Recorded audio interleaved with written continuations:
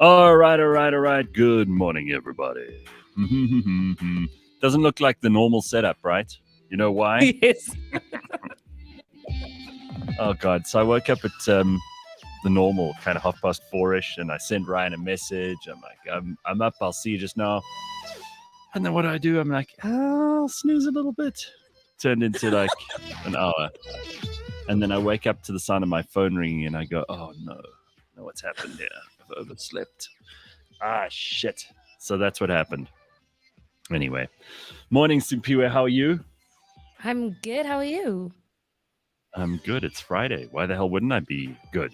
So I know, up right? and at 'em, everybody. We got things to do today. We got people to see, places to go, stuff to talk about, and we want to hear from you. You can drop us a message on the YouTubes, which is probably the best place to get hold of us this morning. And you can also, you know, try and join us live, which are we going to try and do? But I mean, I think that the phone is in my bag in the office, and that's why I've got this setup going, because most of the other stuff is in the bag in the office. It's just a disaster. So I don't know what the hell's happening. Anyway, what are you doing this weekend?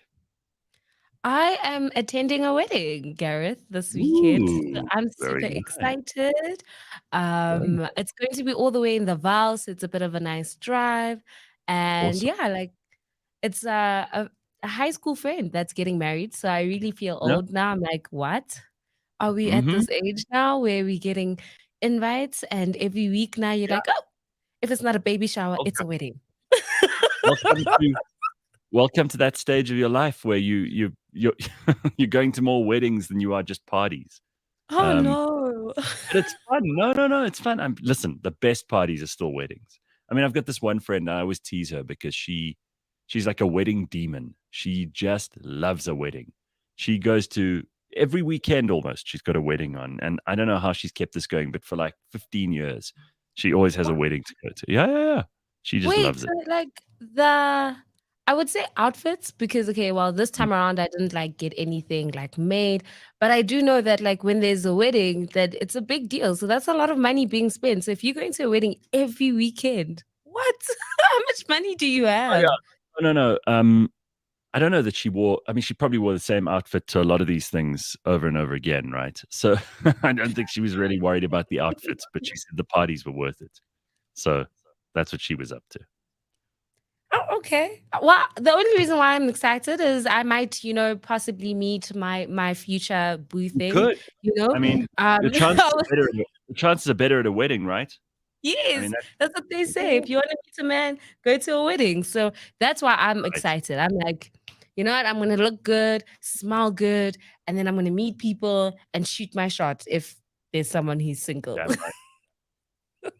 Well, I mean, listen. Even if he's not single, get rid of the other person. Um, There's a saying. There's a saying that is he a mountain? Is she a mountain? So, yeah, just an hey, obstacle. Get rid of you her. know, Get someone new. Anyway. don't let your All right. Well, girlfriend stop you from meeting your wife. I've got exactly. I've got something fun happening this weekend. I am going Mhm. to northern KwaZulu-Natal, and I'm going to check Ooh. out some of those historical sites there. I'm going on a little tour, 2 night little break getaway. So that should be quite cool, and I'm excited Ooh. about that. And then don't forget, everybody, we've got 3 days next week only: Monday, Tuesday, Wednesday. Because although we're meant to go to work on Friday, well, a lot of people are just not going to go to work on Friday because Thursday's a holiday. It's the 27th of April. And then, of course, May the 1st, which is on the Monday, means a long weekend. So I think a lot of people just take off on the Friday. So we won't Mhm. be doing this show on Friday next week. But exciting stuff. We've got a short week and a nice long weekend coming up. Yes. And it would have been pay weekend, so you're gonna have a nice one. It's going to Ooh, be that's also, lekker. yeah. Very good. Okay, so let's take a look at some of the things that are happening in the news before Ben comes in and joins us this morning, and we've got quite a lot to go through there. It's there's never a dull day, hey. As Pumi always says, kuningi. Stuff is happening, whether we like it or not. So I just want to refer to this first before we get into some of the news, because it was right at the start of the show. Congo Chris says, I know it's no politics Friday. How about some philosophy on Friday? Yesterday, you guys spoke about greed, and it got me thinking, why is it that we're greedy? The short answer, from him anyway, is that it's evolutionary, says Chris. Mm. Greed stems from reproductive competition and access to resources, which got me thinking, why is that important? Well, it's because humans are incapable of conceptualizing their own mortality, not just as individuals, but as a species as a whole. The truth is, one day we all die, and eventually so will humanity as a whole. Pretty humbling if you think about it. Just a light-hearted thought to start off your Friday. Well, Mm. so light-hearted, but it is kind of true. I mean, like, I think deep down inside, a lot of people are motivated by fear of dying and fear of running out of things. That's a big part of. I mean, right now I've got the fear of running out of electricity.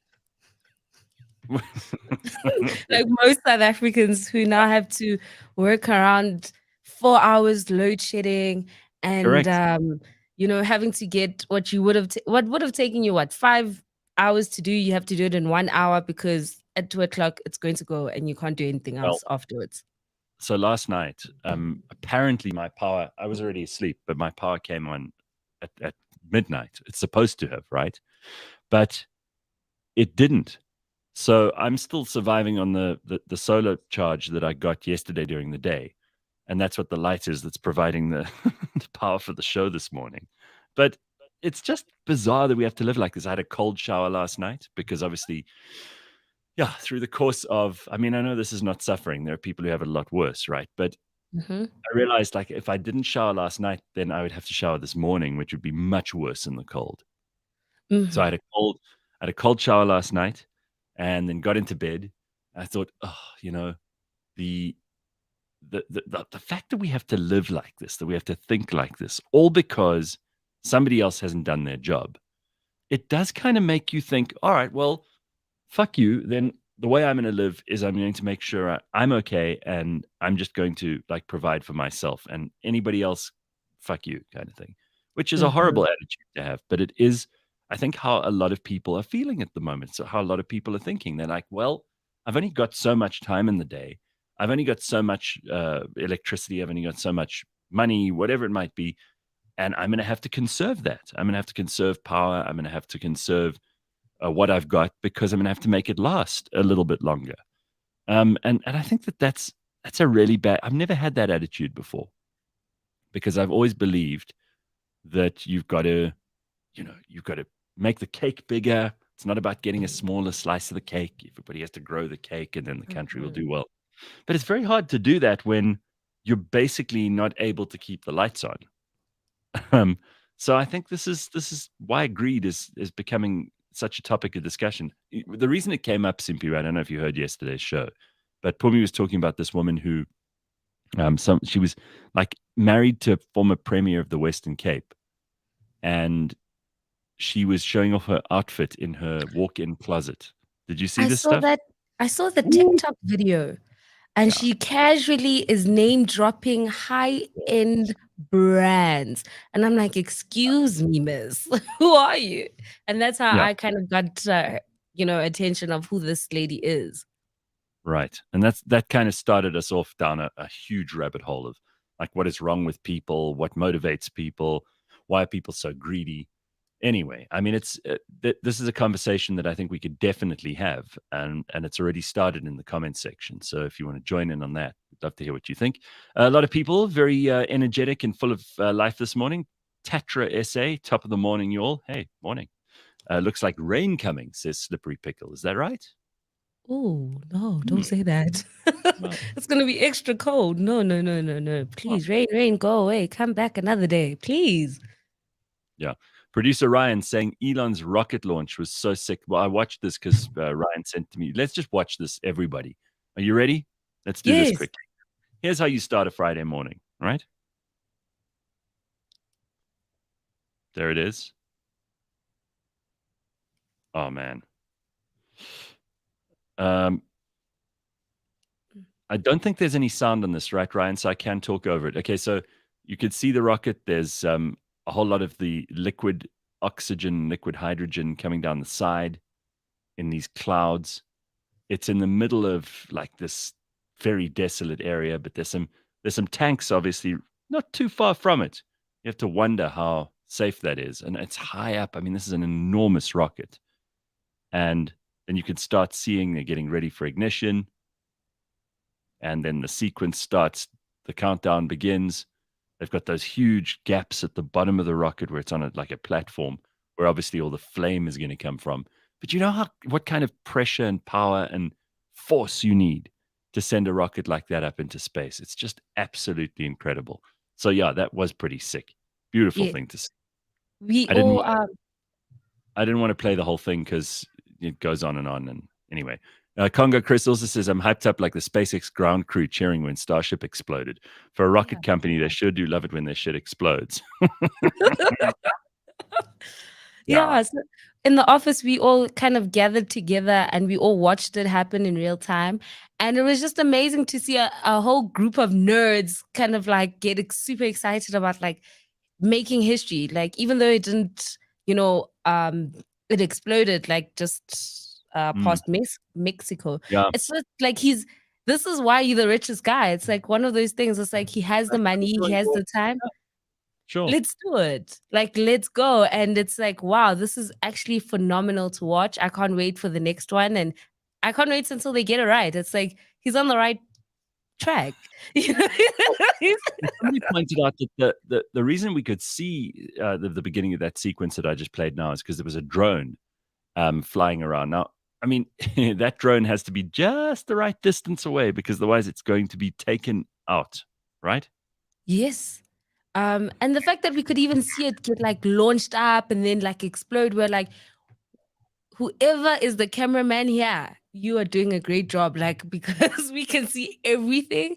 And he was probably also stressing, just like, don't get too close.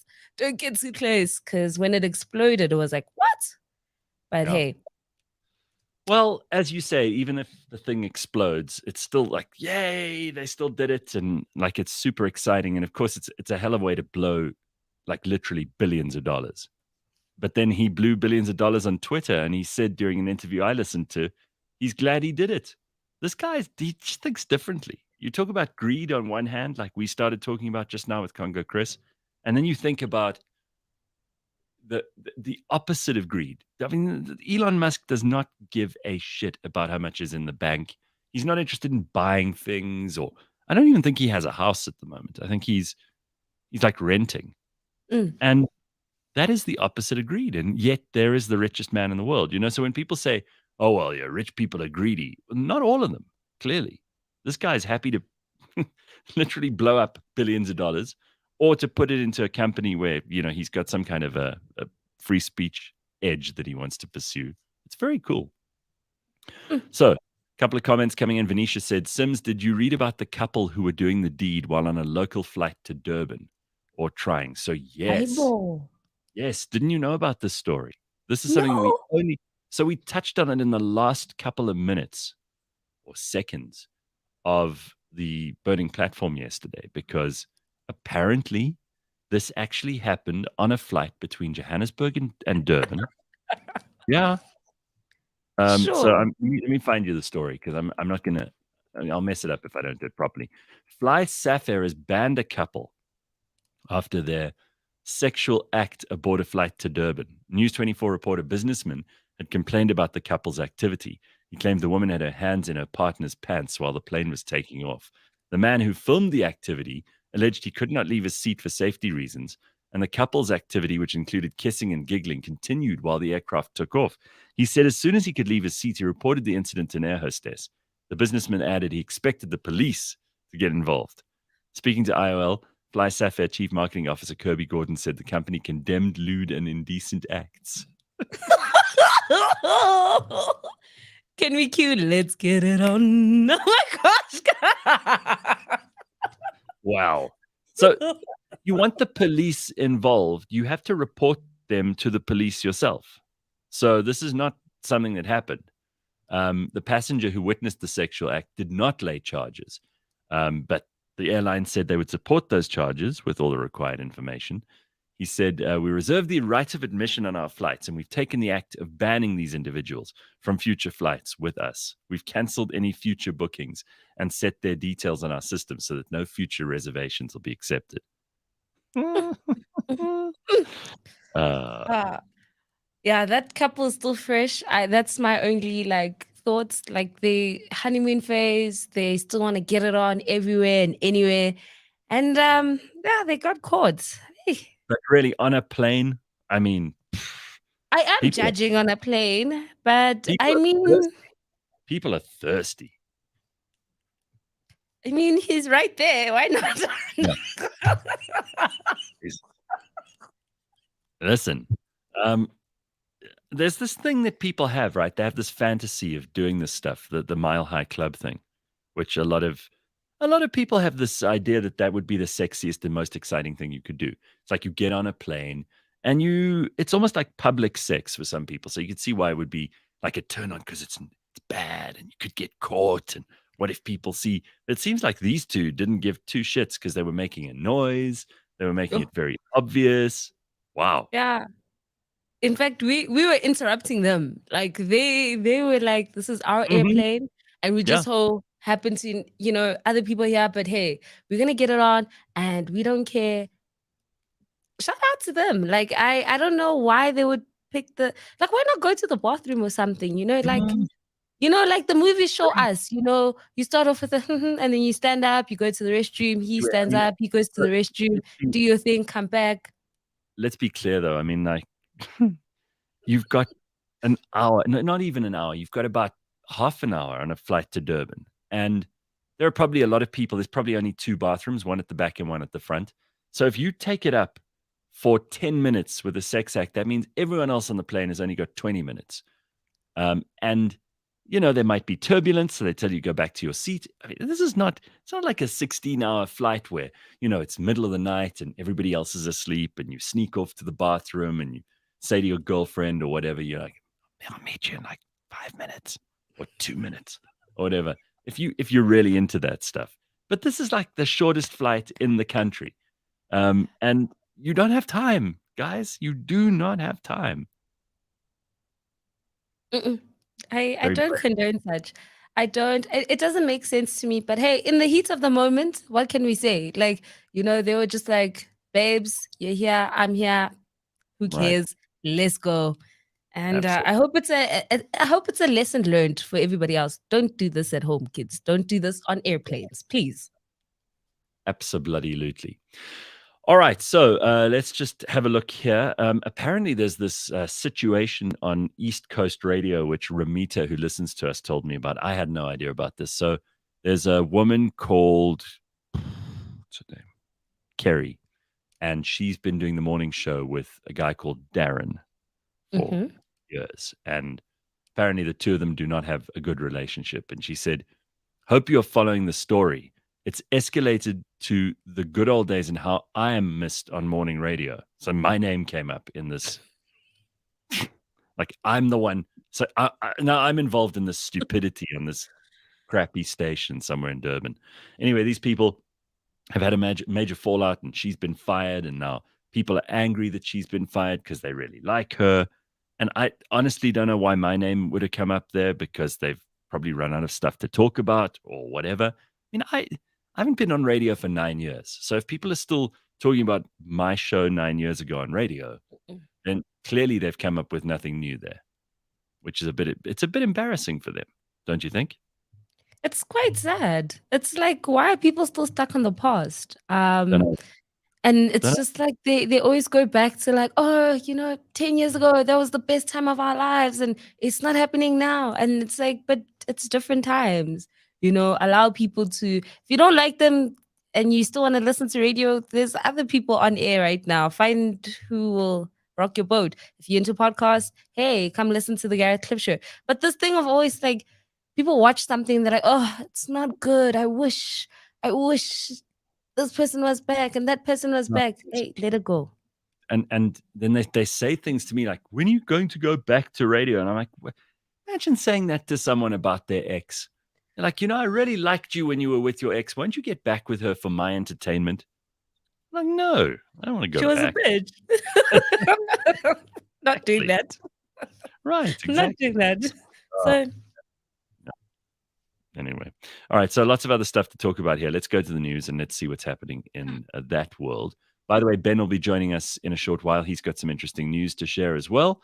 And we're going to talk about a flex that Simphiwe thinks is a bit weird because these days, this is what people do. They essentially just use social media to flex. They're showing off to other people, right? All right, so we discussed Elon Musk's big rocket, which exploded on its test flight, but here are the details of that in case you didn't see it. So apparently, no one was hurt in the uncrewed test that lifted off from Texas's east coast on Thursday morning. After 2 to 3 minutes into the flight, the rocket, the biggest ever developed, started to tumble out of control and was destroyed by charges on board. So they actually blew it up themselves. He said his company will try again in a few months. SpaceX engineers still class Thursday's mission as a success. They like to test early and often are not afraid to break things. Are you telling me? That's quite a big, expensive thing to break. But yeah, they will have gathered a massive data to work towards the next flight. A second Starship is almost ready to take flight. Already, they've got another one in the warehouse. So wait, be ready, Elon. Invite us. Yeah. Wait, give me a second. Oh, wait, give me a second. Elon, I have this. Simphiwe is ready to go. She's got a look. That's brilliant. All right, so Simphiwe is ready to take off in the next rocket. And I was joking yesterday. I was like, maybe we should just get on this rocket and get the hell out of here because the world is so crazy at the moment. And I'm glad I didn't. I'm glad they didn't have space for people to get on board because I wouldn't be here right now. Just wait until they get it right, Gareth. Once they get it right, it's tickets. But Simphiwe, where are you going? Like, where are you going to end Mars. up? Wait, they've been selling us this dream. We are going to Mars. You think you just can take off, go straight to Mars? Of course not. I mean, but I'm just like, Elon, I see the vision now. I might have not seen it before, but it's okay. Let's go. I'll go. What's waiting for you in Mars is just the most inhospitable place in our local universe. I mean, there are probably worse places on Jupiter or whatever, but Mars is not like some kind of paradise. I don't know why people are excited to go to Mars.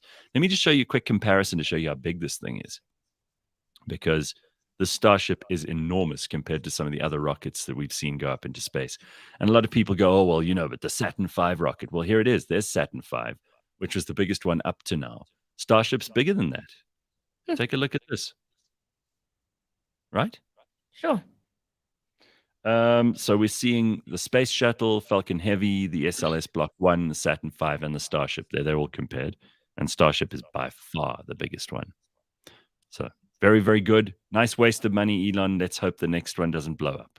It's very sarcastic of me, but I don't know what else to say. I'm not a billionaire and I'm not making rockets. Newborn babies released to wrong families, reunited with moms after some quick thinking by Barra. Now, this is unbelievable. So at Chris Hani Baragwanath Hospital, newborn babies had been swapped and were reunited with their biological mothers. This is like every mother's worst fear, right? Yes. Can you imagine? So on Thursday, the Gauteng Health Department said an on-duty security guard notified nursing staff after he noticed one child's name tag did not match that of the woman thought to be his mother. Talk about a smart security guard. I hope they give this guy a raise. This 35-year-old woman had given birth on Monday. Nursing staff later established the child of a 31-year-old woman who was still hospitalized was released to the wrong family. The mother and baby were fetched from their home so they'd gone home. This woman was like, oh, my little baby, and she's like taking it home and she's excited. And then the hospital pitch up and they're like, listen, about that baby of yours, we're going to have to take that back. We've given you the wrong one. Health checks were conducted on the baby prior to him being reunited with his biological mother. Apparently, the hospital staff did not do due diligence. You're telling me? Both families will undergo DNA tests and receive counseling. Gauteng MEC Nomantu Nkomo Ralehoko released the security guard for his vigilance and commended him. We thank the security officer for his alertness. The situation could have turned out much worse. Oh, you don't say. We apologize for the inconvenience caused to both families. The department will take corrective action. But imagine that. You go home with the wrong baby. I mean, isn't that unbelievable? It's quite, I feel like it's traumatic on the mothers, because even if it was a few days, a few hours, you created this bond with this child that you thought was yours, and then boom, someone's like, no, that's not your child. And I feel like that also creates trust issues. Like, how do I trust the rest of the world after this? I just gave birth and you guys gave me the wrong child. Yeah. What must happen No, now? And all they're gonna do is no, what is the like, what's going to happen now? Who's getting fired? Is the security guard getting a raise? What's actually happening, guys? Wow. But look, I'm sure there are mistakes that happen, and this is probably an innocent mistake. I don't think there was anyone who was trying to abduct a child or swap them on purpose or any of that stuff. So I don't think it was like, malicious. And never ascribe to maliciousness what can be described by incompetence. So maybe these people were just really tired. They didn't know what was going on. Nurses sometimes have very long shifts. Maybe they just got a bit confused. And they were like, well, here's your baby. But I think I'd be quite pissed off. Anyway, so someone said here that story is funny, but it's also sad at the same time. Well, exactly. Common Sense says, mamparas. And Nico says, when my daughter was born, I made sure that she didn't leave my sight for 1 second. Sure. Probably sensible. That probably makes a lot of sense. Pixie says, I sometimes look at my children and think they sent me home with the wrong kids. Can't return them now. Yeah, it's too late. You got to keep them now. There should be like what do they call it? An expiry date. Yes. A statute of limitations on how long you can like send the child home. How long between when you get the kid and you find out it's not yours. If it's more than a year, you've got to keep it. Well, can we also do a thing if you can see that this child is just going to be a brat, a problem, an asshole? Give it back. Just be like, trial and error. I thought you were going to be a good human. You actually not. So let's just somebody else can deal with you. Cutting Stunt says my husband was swapped when he was a baby. His mom said, "This is not my baby. My baby is much uglier."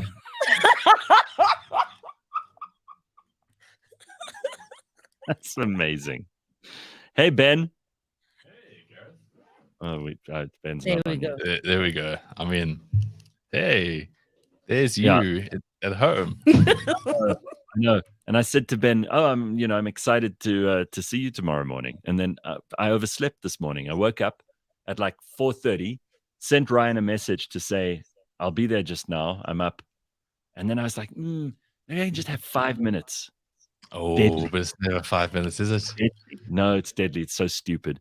And I felt like such an idiot because then my phone rang and then Ryan's like, "Hey, where are you?" I'm like, and I look at my phone. I go, "Oh shit!" It's like 5:50. Oh no. Oh, not good. Well, that's the thing. Like, how tough is Ryan's job? You've actually got to try to rely on adults to be adults, and you got to do it with a smile as well. You can't go, "Oh, for fuck's sakes, you kidding me?" Yeah. You can't say that, right? No. I think he does. But in his mind, he's like, "Are you kidding me?" In his head, he's going like, "What? Oh, what am I dealing with?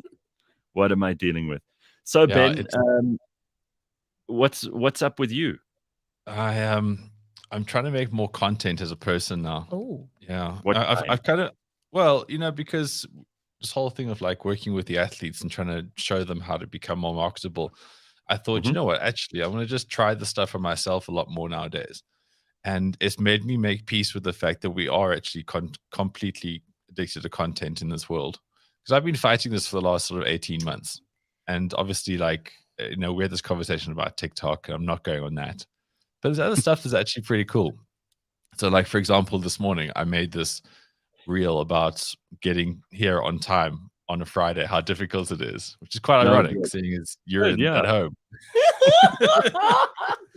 So, I mean, like, people know it's real. Yeah, exactly. So, every morning there's a certain routine that I do, which I'm really like excited about. It's hard work though. And it's even harder work on Friday because I need to be here by 6:30. So that means I got to wake up earlier, but I still need to try to do what I do. So I managed to do all that, and I know I looked rushed and I looked a bit flushed, but I get here and it was 6:32 today. Mm-hmm. I was pretty excited about that. So Well you done. get to see that reel after the show, like what it actually takes to get here to deliver Friday conversation. I mean, I think that's an interesting thing. I'm just sick of this word content because people use it for everything, right? So if Well, you it is are, everything though.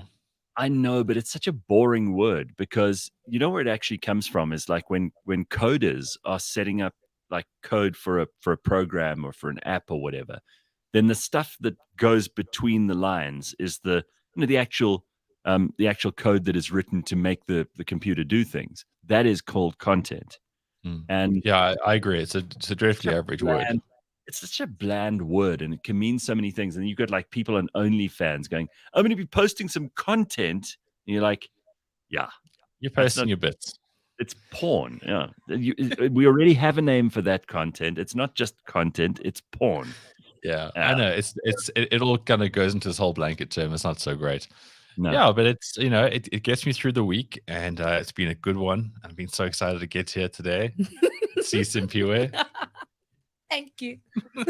Well, it seems like Ryan and a couple other people in the comments really want you to give us a UFC update. You promised us last week, so I'm gonna make some space now for you to give us a little update on what's been happening in the world of UFC. I know that you've been watching some stuff. You know some of the guys involved. So here we go. You promised a UFC update today, says Ricky.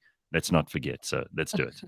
Yeah. Oh, look, guys. The main UFC update I want to give you is actually having Drickus here in studio because that'll be a lot more interesting, and then he can talk about all these things. Because for me to now, I'm not just saying it because I'm name dropping. It's just that he's a really interesting guy, and there's so much attention around him, and he is really good at interviews. He's really good at talking about this kind of stuff. Like it's his actual life. So I can tell you everything about the UFC, but I think he has to be here. Otherwise, it's going to be quite a half-hearted conversation. I know right now because of the whole kind of brewing beef with Israel Adesanya, because ever since Drickus got into the UFC, he's wanted to be the only African-born and living champion. All the other African champions, they kind of grew up in Nigeria or they were literally born in Nigeria and they left. So they're gone. So Kamaru Usman lives in Nebraska. Like he lives in like the whitest place in America, basically. Israel Adesanya lives in even a whiter place, New Zealand. Gosh, and then Francis Ngannou was champion, went from Cameroon to go live in America as well. And Drickus's point was that he's the only guy who's still living here, and he wants to be an African champion because that's his makeup. And obviously, being a white guy, you say things like that, and you get absolutely attacked by the sort of liberal media. But he's got no malice behind what he's saying there. He's not saying he's more African than anybody else. He just says like this place means a lot to him and he wants to be the full-on champion. And on the back of that, Israel Adesanya now says he's going to drag his carcass across Africa. to which Drickus is like, try, bro, try. I mean, the thing about Drickus is that he was born to fight. Not just because he's an angry person. It's just that it's in his makeup, like it's in the dude's DNA. We often talk about history and how like the days of the gladiators and people who used to do this as their life. He's a modern incarnate of that. So I don't think people should be making threats to him because he's a tough guy and he's quite skillful. And that fight is now brewing because Drickus is ranked number 6 in the middleweight division. Adesanya just beat Pereira to be champion again. Pereira is going up because he's a monster of a man to light heavyweight. Because he's actually too heavy for the middleweight division. So everybody wants the title shot, and Drickus is the only guy in the top 6 that Israel Adesanya has not fought yet. Israel is now making these comments. Drickus is like, bring it, but I'm here all day, literally here all day. We can do this whenever you want. And it's hugely exciting because it's not just like the UFC's tough. It's tough to get into. Prior to Drickus, though, I think was 3 fighters from South Africa who actually got in there and had a bit of a bash, but you don't last long there. You have to keep winning. He's got the longest winning streak in the middleweight division, which is an incredible feat in itself. And if he gets a title shot, it's legitimately going to be one of the biggest sporting moments for South Africa this year. And he will. And I'll get him in here to talk about it because he's far more interesting than me on this thing because it's his life. He's actually the guy in the cage. He's the guy that goes through these things. He can come in any morning. Just let us know, and we'll organize it on our side. Yeah, Is this true? What Congo Chris is saying about the WWE is now part of the UFC umbrella? of course, the UFC is probably one of the most progressive and successful sporting companies in the entire world. It's run by incredibly smart people who know how to make huge fuck tons of money. And the company Endeavor basically has bought WWE. It doesn't mean that suddenly they're going to become hybridized. I think the UFC is far too smart to understand what their business isn't, and they'll keep doing what they do. But just think of all those WWE fans who watch the fake stuff, who could now maybe bridge into the real stuff. That's pay-per-views. That's dollars. That is all of Middle America wanting to now watch Dricus fight Israel Adesanya. Well, that's this is content. big. It's big business, and it really is real content. Like, this is high stakes. This is sport at its absolute best. I know I always say this, but like, if you don't watch UFC, give it a bash. It's just the best thing. It really is. It happens once a month for the big ones, and ultimately there's like weekly fights as well. But yeah, and like, we've got champions, like Cameron Simon as well. He's this young guy that everyone loves, and he's so good, and he's such an absolute killer. Like, it's just so great watching this kind of stuff. Yeah. So I'll get the guys in for a much better chat around UFC. Awesome. We're looking forward to that, and I think it would be great to have Dricus in studio. You introduced me to him a while ago. We ended up watching some rugby match in a place in Pretoria together. Such a good guy, and he's got a great sense of humor. I mean, he really does. You would think people like this are deadly serious the whole time, because he really is. He's like an assassin. He's an incredibly like talented fighter, but he's a very down to earth, normal dude. Yeah, he is. And he hardly spoke much English when I met him. And then we started doing a lot of interviews together. And when you see the dude now, like on the international stage, obviously English second language, but he talks shit in English. He does good interviews in English. Like, Joe Rogan interviews him, and the guy's flawless. He's just fought a guy to the death, basically, for 20 minutes prior to the interview. And he's chilled, and he's smiling, and he's laughing. Like, wow. Yeah, it's been an incredible career to watch so far. So, Ben, apparently there's a lot of other stuff that we need to get to, but did you hear that Simphiwe is going to a wedding this weekend? With a date or without? Without a date. Without. Why do you say it so dismissively? No, because as I said, like, I'm excited because I would like to meet someone at the wedding. Okay. So you don't take a dairy cow to the dairy, right? Fair point. Sand to the beach, yeah. Carry on. So yeah, I'm excited. I'm gonna get all dolled up tomorrow and make my way all the way to the Val to possibly meet a future boo thing. That's Any lovely. tips? Advice? Just don't get too drunk. That's the only tip you can ever give a young female at a public event. That's such good advice, though, because people forget. They get caught up in open bar. It's a weekend. Let's let it roll. And then before you know it, they're a disaster and they're like being peeled off the floor. No, you always want to be like that 3-drink buzz, which ultimately means you're going to have 10 through the night, but plan it properly, because the moment you get a bit slurry, you go not as calculated. So now if you got 2 or 3 options and you're hammered, you're probably going to go with geography. I want closer. This is my jam. And now you're on the dance floor. But if you're more calculated, it's like, I see the way that guy talks to her. I see the way that guy eats his food. That guy's dress sense is horrific. So always stay 3-drink buzz. Okay. Never go 4 or 5 buzz. Yeah, no. At least before 10. Getting messy. Yeah, you start getting very messy, and also your standards drop automatically. As you say, it's a bit of geography. Whoever's closer, but I think also, I know this isn't fair, but it's worth mentioning. And I didn't make the rules, right? But people are way more judgmental about a drunk girl than they are about a drunk guy. Guy gets drunk at a wedding or whatever, and people are like, "Ugh, stupid drunk." But if it's a girl, they're like, "Oh, that is disgusting. Did you see how that girl behaved? What would her mother think? She looks loose. What's wrong with her? Embarrassment." I was brought up in that era where my grand said, the only thing you have in this life is your reputation. So guard it. Make sure you don't ever lose it. That's very smart. But of course, it ruins reputations. Yeah.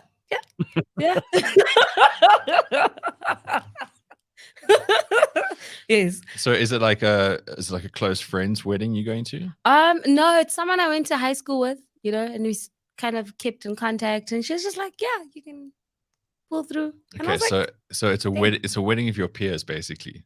Everyone's a similar kind of age. or is she an older person? No, she's younger. Oh, younger. Yes. Ah. See, like the weddings I go to, like, I mean, the weddings I go to now, it's like over the hill. That's not even an option. Sure. There's no singles left. Mm. It's normally if you get married now, you were the last single. So for you to go at your age now, it's perfect. That's actually wedding prime time for hookups.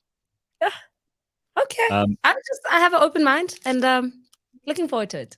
This is a good point that Nico raises, that a lot of weddings now, they have like a pre-drink thing, because there's, before the reception and obviously after the actual ceremony, there's that irritating time when they're taking photos or whatever, and then everybody stands around. Nico says that gin bar before the reception is pretty dangerous. It is, because people go overboard there.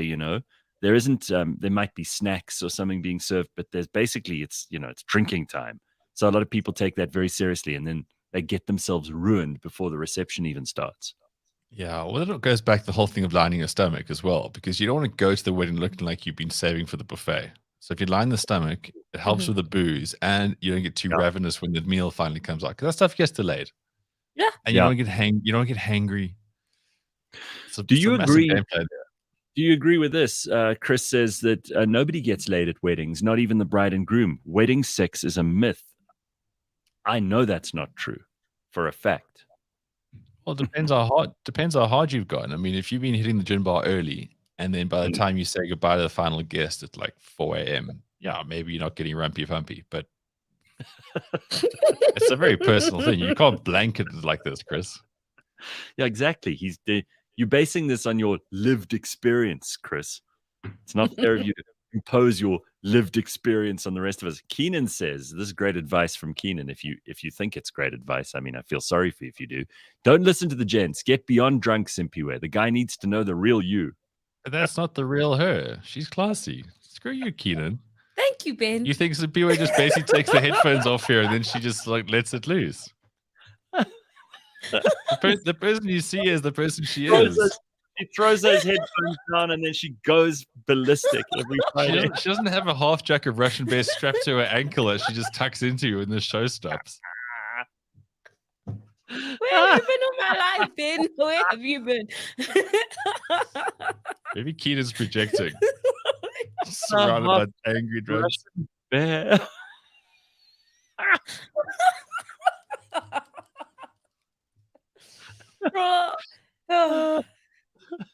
Lebanese weddings, says Cunning Stunt, have become 5 hours of speeches. It's like getting dressed up for an awards evening. Oh, no. No, that's the worst, because 5 hours of speeches by amateurs is not good. If you go into a particular show where people know how to talk, great. Imagine 5 hours of Lebanese speeches, because an hour of that is fighting when you were a youth.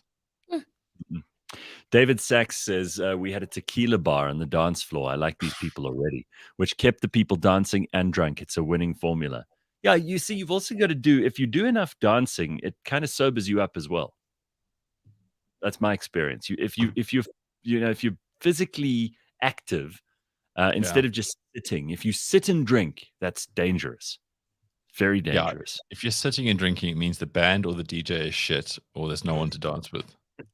I remember at my sister's wedding, my dad made a point. Obviously, the Polish tradition was putting a bottle of vodka on every table, and right. I don't think the band that night was as good as maybe the crowd gave them credit for, because everyone was dancing. It was like a thing from start to finish. It was a jewel. That sounds good. Yeah, I said to Simphiwe earlier when she told me she's going to a wedding, I'm like, well, those are the best parties, actually, because, you got a whole bunch of people who know each other, or at least sort of kind of know each other tangentially. There may be a couple of misdirects here and there to get to how you know the bride and groom, and maybe, they don't know each other that well. So there'll be the perfect number of strangers combined with people that you probably do know. So you can always just retreat to the people you know if it's not going so well. But they're going to be a bunch of people that you don't, some of whom will be single. And even though your purpose isn't necessarily to like hook up, your purpose is to have a good time, and everybody's there to have a good time. And, sometimes there's an open bar, so you just go for it. You go balls to the wall. There's food provided. I assume, Simphiwe, because it's in the Vaal, you're not going to be driving home afterwards. I hope not. That's the... Have you got a plan? Because I do have a plan. you cannot really let loose if you know, like, you've got to somehow get from there to home, and it's a long way. So That's a I'm disaster. one of those people who like, because you also don't know how the vibe is going to be. Because there have been bad weddings before where you actually just want to Yeah. leave at like 6 o'clock, and you're like, I don't want That to be bad. here.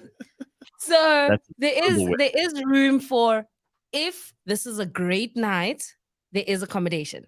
But if it's not, I'm driving home. I'm going back home because I'm one of those. It was so great. Bye. Let's go. Yeah, I also feel like because then you got to feel obliged to stay for breakfast, and there's other things going on, and then before you know it, your morning's gone. Oh, and you're just annoyed the whole weekend. You're just like, oh, no. So, Yeah. Listen, getting out of anything, whether it's a work function, a drinks function with friends, whether it's a wedding, whatever it might be, getting out at the right time is a real skill. Some people just have the ability to leave at exactly the right moment, while it's still cool, while everyone's still having fun. They get out before the dregs take over. That's I think I've figured it out when is the right time to leave. So never be the first one to leave, because then you're gonna miss out on all the draw, the funness. But never be the last one to leave as well, because then you've just overstayed your welcome. So you look around and you're like, okay, cool. There's 10 of us. As soon as there's 4 of us, that's the best time to leave. That's actually the best time to leave. Well, you can go a little bit more scientific than that. At the end of the night, at the beginning of the whole jewel, right? Look around and go, the moment I find that person attractive, I'm out of here. Because then it means that you've had too much to drink. It means that's all that's left. And if you're like, there we go, yeah, that's the guy. That's the guy who I put my marker on earlier. And if you He's start, looking cute. if you start laughing at his shit jokes or whatever, you're like, oh, actually, no, this is it. Was it ding, ding, ding, out of here. Theron says, do not have an open bar at a colored wedding. I mean, that's very, I know that you can get away with that. I know you can get away with that, Terrence. We can't, but you can't talk like that. You're disparaging all the coloreds, and I'm not going to allow this on the show this morning. All the colors. They're sitting there in one big group going, boo, fuck you. Yeah. So I had a meeting, funnily enough, yesterday with a bunch of guys and girls from a radio station in, where are they from? Eldos. Not Eldos. No, I was going to go with Eldos, but anyway, they call themselves, they want to call it the Colored Collective. So it's like 3 girls and a guy, and they were pitching this idea for a show to us. And they've got these. They're all very cool people, very bubbly, very fun. They've all got lots to say. They've been doing a show together on some community radio station for, I don't know, a couple of years already. And and they say the first thing they say to me is, the problem with Cliff Central is you guys don't have enough coloreds. So I was like, all right, tell me more. That's how the conversation started. So when I see Theron saying, don't do this at a colored wedding, I'm like, now all the coloreds are going to be very pissed off with Theron's. Anyway, Keenan says he'll be your date, Simphiwe, but she doesn't want a date. Haven't you been paying attention? Yeah, I really don't. No. Especially a date that thinks you're a drug. Well, MM says that the right time for Simphiwe to leave a party is when she gets kicked out. And that happens, right, Simphiwe? Yeah, there's also that. All right, so here's some good news, because this organization is just absolutely shit. So apparently BuzzFeed is going to close its news site and cut its workforce by 15%. That comes as the digital media company faces serious financial challenges, including a slump in advertising spending. Calling the decisions deeply painful, they said they could not invest more in the unprofitable news site. So BuzzFeed News, dead in the water, finished. The firm will focus on delivering news via the HuffPost, which BuzzFeed took over 2 years ago. Our industry is hurting and it's ready to be reborn, said a memo to staff, which said, we're taking great pains today. We will begin our fight to a bright future. I'm sure that's going to make all those people who've been fired feel a whole lot better. You're talking about a bright future without them. But this whole industry must be reborn. No, stop lying and fucking posting salacious shit. How about that? Don't need to be reborn. Just be better. Well, I mean, what is BuzzFeed most well known for? Celebrity crotch shots, and just be less shit, BuzzFeed. I mean, you bought Right. Huffington Post, and you think that was going to absolve you of your shitness. No. Right. No, it made it worse. It ruined Huffington Post as well. So I'm not going to say I'm celebrating, but I'm celebrating. That's the end of BuzzFeed. Very good news. And then I do want to hear what you two think of this. And maybe we've got just enough time for me to introduce it, and we'll have to carry it on after 7. But Marcus Jooste, you know, the guy who, the Skellum. The Steinhoff Skellum. Yeah, that's Skellum. That guy is just an absolute trashy human being. And here it is. The Hawks, the South African Reserve Bank, and the Financial Sector Conduct Authority have all denied holding Marcus Jooste's passport after the disgraced former Steinhoff CEO failed to appear in a German court. So he was meant to appear at a criminal trial in Oldenburg in Germany, but his defense team claimed he was unable to travel owing to passport problems, and he ran the risk of being arrested if he tried to leave South Africa. Well, guess what, Marcus? You run the risk of being arrested if you don't go to your court date in Germany, and I don't think you want to mess with the Germans, right? That guy's so screwed, and I can't be happier. You know, to Anyway. get back to a colored phrase, Gareth, he took a lot of people for a puss, that oak, and a lot of money went away because of that guy. So whatever happens to him, worse things than BuzzFeed. I'm in. I'm all in. So Marcus Jooste, obviously, you know, he's in deep shit. But I didn't even know he was in South Africa because we haven't seen him. I mean, surely he's around. Like someone would have seen him at the shops or. I'm sure he lives in Val de Vie. You can make your own life when you got lots of money. I'm pretty sure he lives there. Really? I would love to live there. Wow. It's a lovely place. I see, by the way, because I get these press releases from the show's producers on these TV shows, and I see that there's a new Real Housewives. And I was talking yesterday about how I hate these shows and I won't watch them, and I'll stand by that. I'm not going to watch this one either. But this one is the Real Housewives of the Winelands, and what made me think of it now is you just mentioned Val de Vie.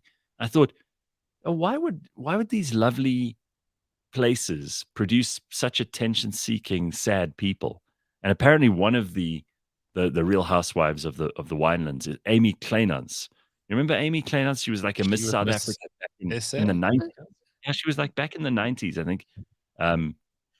She was also, wasn't she the one who was arrested for shoplifting somewhere in between? She was. I don't know. Are we getting deep into this? I think she was. Like literally all creating the color collective right here ourselves. We're now digging up icons. Right, exactly. So I love this. Keenan says, I'm colored and I don't take offense to that at all. Mind you, I'm a functional alcoholic.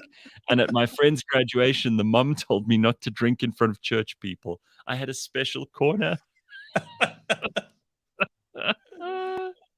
I love that.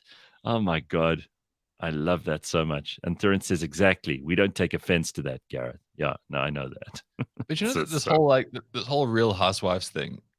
Okay, look, a lot of these new money shiny people love this kind of stuff. It gives them some sort of purpose, and I do mean that condescendingly. But imagine if you're a husband and you are making good cash and you want your family to live in a nice place, and you come home one day and your wife's like, I'm on the Real Housewives. Like, fuck. Divorce immediately.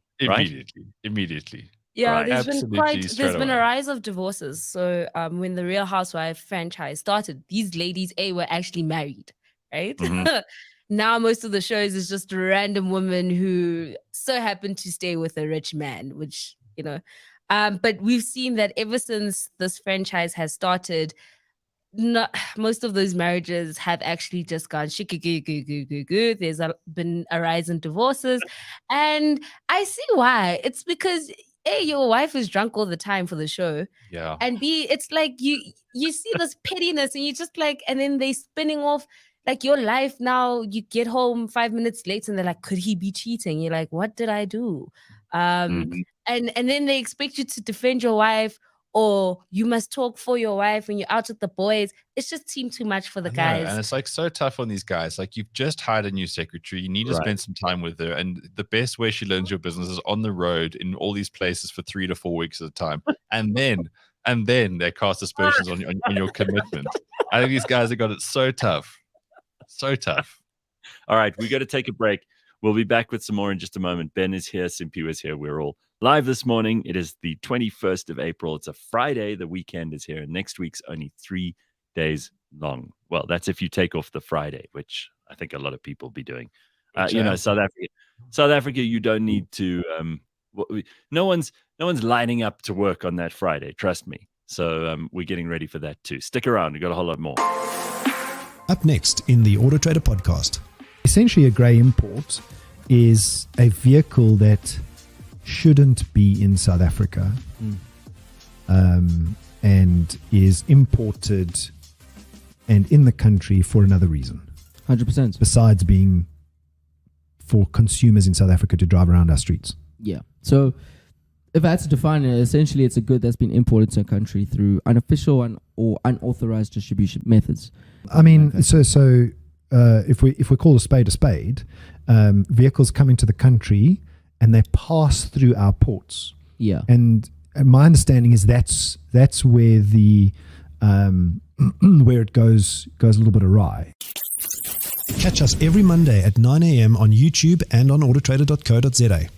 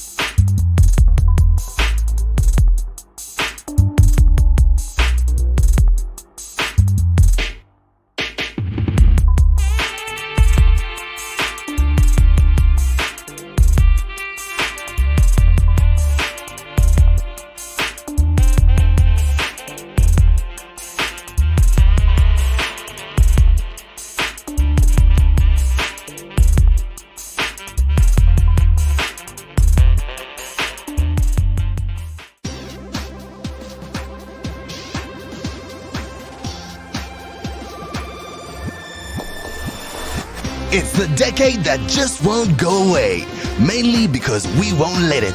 It's That 80s Show, the show that taste forgot. Every Friday, Paolo and Dory remember the 80s. Movies, music, fashion, wham, beachies, and the half. If it was acceptable in the 80s, it will get you cancelled today. That 80s Show, new episode every Friday, live or as a podcast on cliffcentral.com.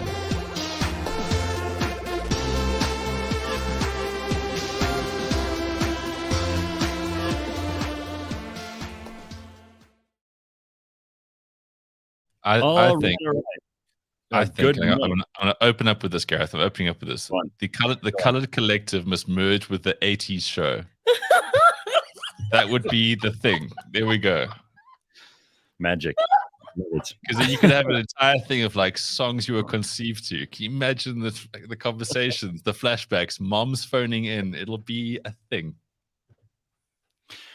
Listen, Ben, you're full of good ideas. I hear you're going to Istanbul, which is very nice. You've always wanted to go there, right? I really have, Gareth. As an absolute history nerd, a fan of architecture, and just somebody who likes to drink coffee and eat amazing food and go to markets. You know. So you're not getting a BBL. What? Like in Johannesburg, we have the Four Ways Farmers Market, which is like in Modderfontein. Like in Istanbul, they've had a market since like 630 AD, and it's still rolling. The Grand Bazaar. So, I mean, having been there in October, last year, I can give you some tips. Really, what I would like to suggest, without a shameless self-promotion, is for you to go and look at my Instagram feed from October last year and take a look at those pictures. No problem there, Gareth. I'll rummage through your old Instagram feed. Rummage. Gonna see a whole bunch of tarts and late nights on the way down there, but I'll get there. Go and have a look, because I think I did some pretty good updates from Istanbul. No, and there's some you very- did. You did. Normally your photography is dog shit, but I remember when you were there, you took some great pics. And that's what we call a travel content creator. Yes, Gareth was making content when he was in Istanbul. content. There we go. Normally my photographs are dog shit. Well, they are, because you don't care. But I'm hugely excited about this. So we started planning this in December. So my dad, my two brothers, and the four of us are going to crack on, and then the three of them are going to stay for a week longer because they're fancy like that. And I'm just so damn excited. Like this, there's so many different things about what makes international trips so cool. And this one will have no mask or some dipshit who's going to ask you for your vaccine certificates and he's going to scan over it like he did on my last one. And like no mask, traveling with no mask, like I can see people smile.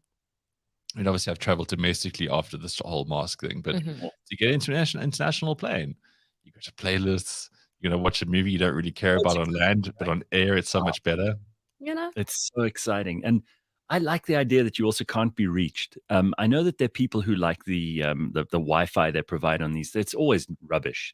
You can never really use the internet on a plane, no matter how much you try. And I've been on like Emirates flying from Dubai to Miami, for example, and then they tell you they've got internet on board, but you don't really.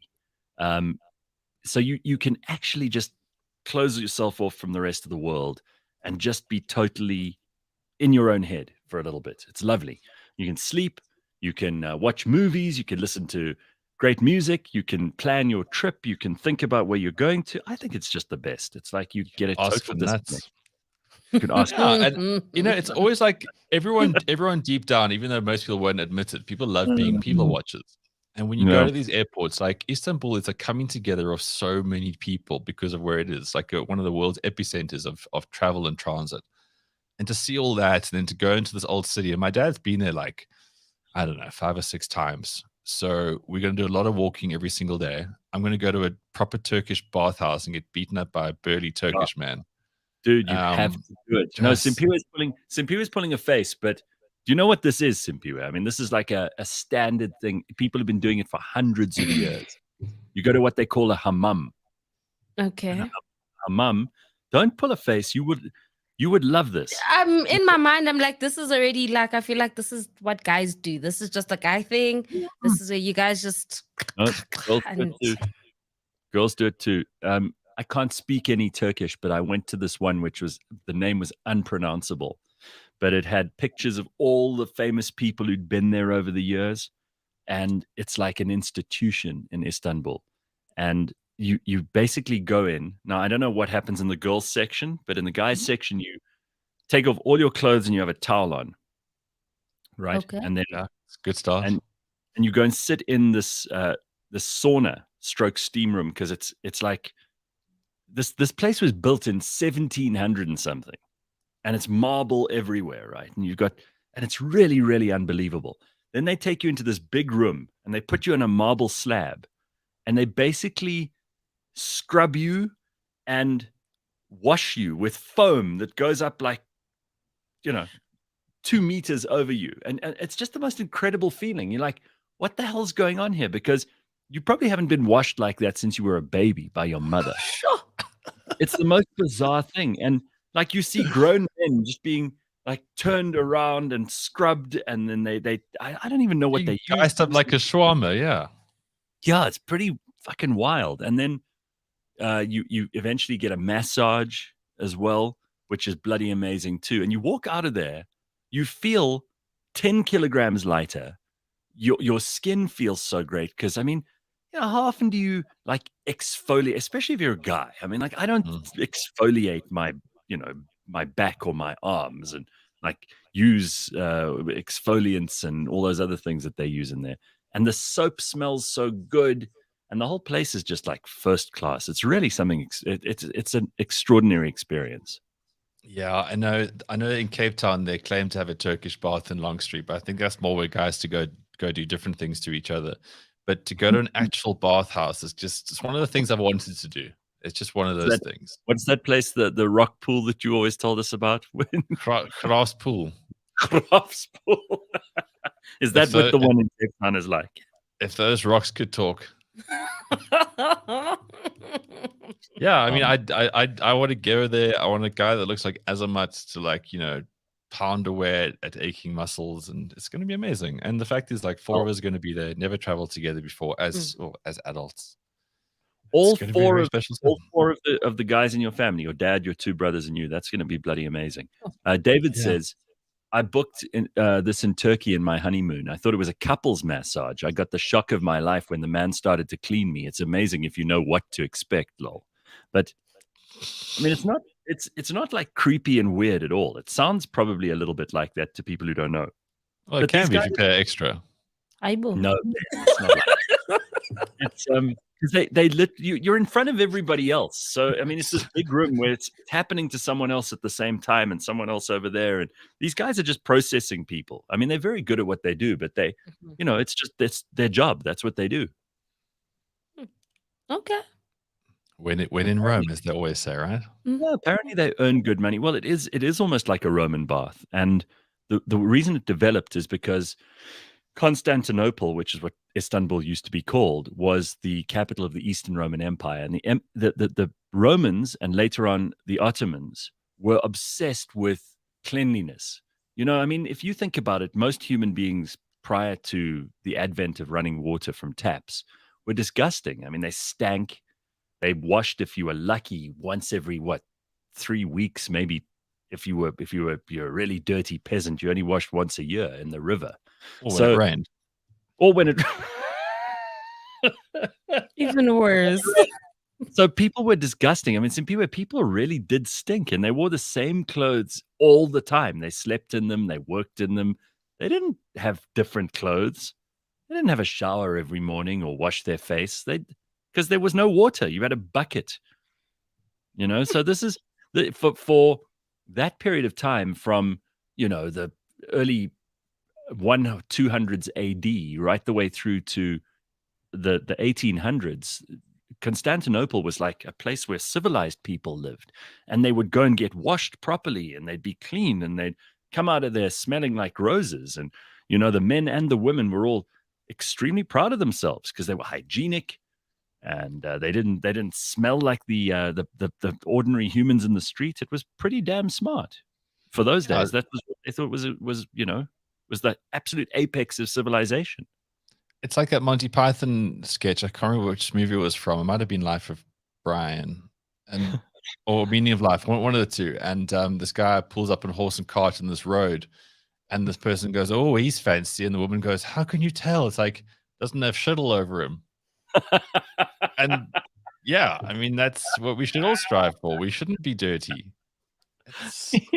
He's fancy. Yeah. He's taken water to face and cleansed. All right. So I know you're into the history too. So you're obviously going to stop by at some of those places. Absolutely. Yeah. My dad has literally been he's created a WhatsApp group, and every day for the last sort of 100 days, he's been sharing images of places to go to, either that he's been to or he wants to go to. It's a pretty big city. That whole, because. Wait, I've got something. Hold on, Ben. I've got something to show Simphiwe here. Oh, brilliant. But because we live here in Joburg, right? There's no water source. Okay. But every big population in the world has a water source, either river or an ocean. And then obviously there's the Bosphorus. And there's this, again, it's like you got the Asia side on the one side, the Europe side on the other. And there's just so much happening, It's just every single day, millions of people just going about their stuff. Istanbul is the only city in the world that spans 2 continents, which is pretty amazing. So I bought this at a little antiques shop there. Okay. So that is a picture. Yeah, that's a picture of it. That's a sketch of a Turkish bathhouse in the 1700s. What a jewel, huh? Just guys going about their day, and not a phone in sight. Not a phone in sight.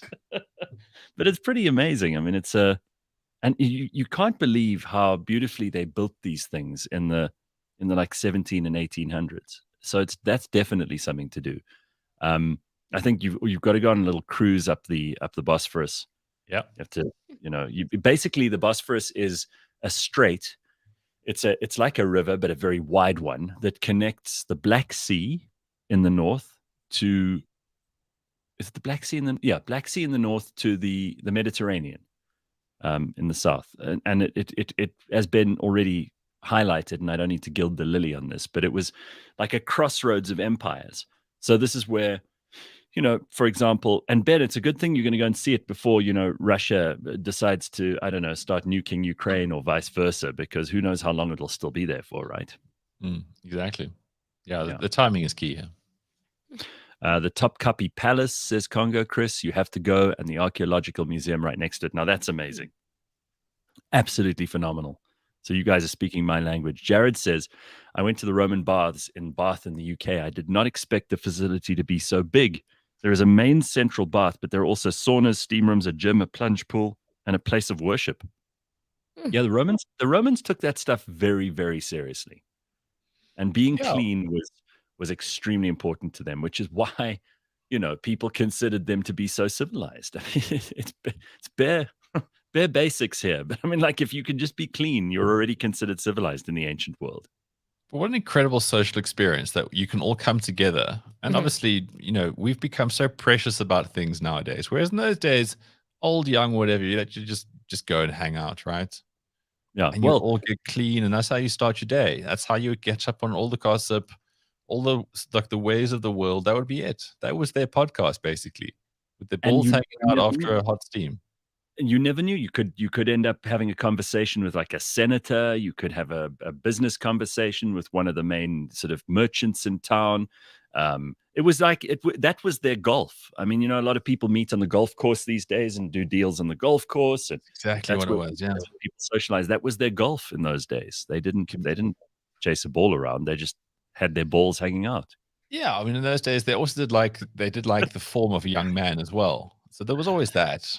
Oh yeah, there's quite a lot of that. There were so many levels, and the guys had it made, hey, because nobody was stopping them. Nobody was saying, "Oh, look at you guys with your bathhouse privilege," and I'm sitting here with my buckets. Like, yeah, come on, no one cares. Simphiwe is a little bit put off by this. I can tell. Of course she's a woman. She's never going to really appreciate what goes on here. This is a very much a man's sort of like realm. She's like, you guys, you go do what you need to do. Have fun. Yeah. Kareen says, it sounds amazing. I'd love to try that bath and the archaeology. Well, yeah, because they do have these hammams have all got women's sections now, and apparently it's just as good, and it's just as much fun. And be prepared to be asked to wear a headscarf when you visit the hammam. I don't know about that, whether that's a rule, because Turkey's very laid back about that stuff and has been for generations. It's maybe under Erdogan things have changed slightly, but not while I was there. There wasn't. I think that's just Congo Chris trying to get a date, and he wants her to wear a headscarf. He's already being authoritative. He's like basically our Taliban of the comment section, basically. Right. Okay, well, Simphiwe's got the more exciting weekend this weekend, but there's some other things that Ben had on the agenda that we need to talk about. And I know we don't talk politics on a Friday, but you raised something that I have been thinking for a long time. I've even brought it up on the show once or twice, and I'd love to hear what people are speculating, because, in the absence of information, what do humans do? We make it up. So Ben's question is this. Entitled to. Of course we are. If they're not going to tell us what they're up to, we're going to come up with our own theories. So what do you think Cyril does each day? Because presidenting clearly isn't a thing. And this is so true. Like, we don't hear from him. We see him occasionally on TV. I saw a thing in the news yesterday that he was, this was an online article I read. He met with the Namibian president at the Union Buildings. But normally, what is he doing the rest of the time? Is he gardening? Does he lie at home next to the pool? Is he watching cartoons? What is, because he's not doing president stuff. He's not out there. Like Jacob Zuma was busy. He was busy being corrupt. He was getting money from this one and handing it to that one and doing a dodgy deal. He was driving around or flying around the whole time. He was like busy. This guy, this Cyril's just, what is he doing? So I was thinking about, like, he's an inherited greedy man. So that would mean that he's probably just doing very nerdy, shitty things, right? And like, I mean, he's like, what do you suspect? So obviously the whole heads of cattle, big oxen kind of thing, I think that's 60% of his day. And I think it literally is. It's like, when you're a hoarder, or like I say, going back to the whole greed Mhm. thing, he's probably just looking at pictures of what he owns over and over and over, just to go like, this is my preciouses. And that's what he's doing. It's kind of like if you're an absolute geek and the only thing you have in your life is like card collection or stamps or whatever, and you constantly keep looking at them, you touch little things. I reckon he does that. He wakes up, he does that. And then he has people who basically find deals for him to buy more animals. And I think that's pretty much what he does. And outside of that, he probably reads like stuff about him, about back like We don't, maybe 10 years ago. I don't even Isn't think it- he does reading. No. isn't it wild though that we don't know what he's doing? I mean, technically he works for us, right? I mean, he's like our employee, but we have no idea what he's up to. He has one of those cows, by the way, these Angola cattle that he loves so much. This is something he likes, because this comes up often whenever Cyril is discussed. It's these, or it's the pala pala money in the sofa. So he's looking at pictures like that, like single guys are swiping left on Tinder. He's just all day grizzling over those things. And he loves these. This is his favorite thing. So I think you might be onto something there, Ben. Yeah, I just don't think he does much more than that. I think he's obviously worrying about his kids who are spending cash, and like Sure. any other sort of dad, and then that's it. Yeah. I don't think he's looking at emails. I don't think he's really on WhatsApp groups. He might get an agenda from time to time. We need you to go here, go look shocked over there, go look surprised over there. Well, Carl says he has a wank, whiskey, and then a call with Putin planning how to rig next year's election. Fair enough. Yeah, I mean, it's a hell of a list. He's out fighting crime as a member of the Mutant Ninja Turtles. Well, that's fair, because they only fight crime at night. That's why we don't know, under the cover of darkness. But it's a fair question. Do you have any suspicions of what you like if you were him? And he clearly doesn't enjoy being president. I mean, he's not like out there campaigning and working hard and like working the system and trying to get laws passed or any of that stuff. He's a hands-off kind of guy. So I'm wondering what he's doing most of the time, and I honestly can't tell you. I think maybe he's a big gardener. Maybe he walks around planting herbs. I think so too. I mean, the few pictures we've seen circulate on social media is that now and again he goes out for a jog at like 9 o'clock. So definitely he does some sort of fitness, jogging, walking. He jogs at 9 o'clock. How lazy is this fucking guy? Imagine having the freedom to go, and I'll run at 9. The rest of the world who has to run, like I see people running at 5. Yes. Right. Because they've got to be at work by 9. Right. Who runs at 9? Housewives don't even run at 9. They have the good sense to run at 8 out of respect for the working folk. Running at 9. Cyril, that's one of the biggest piss takes, and you've had a few. He's also the type that plays golf, so definitely he's doing golf dates with the comrades. I think he's a great delegator.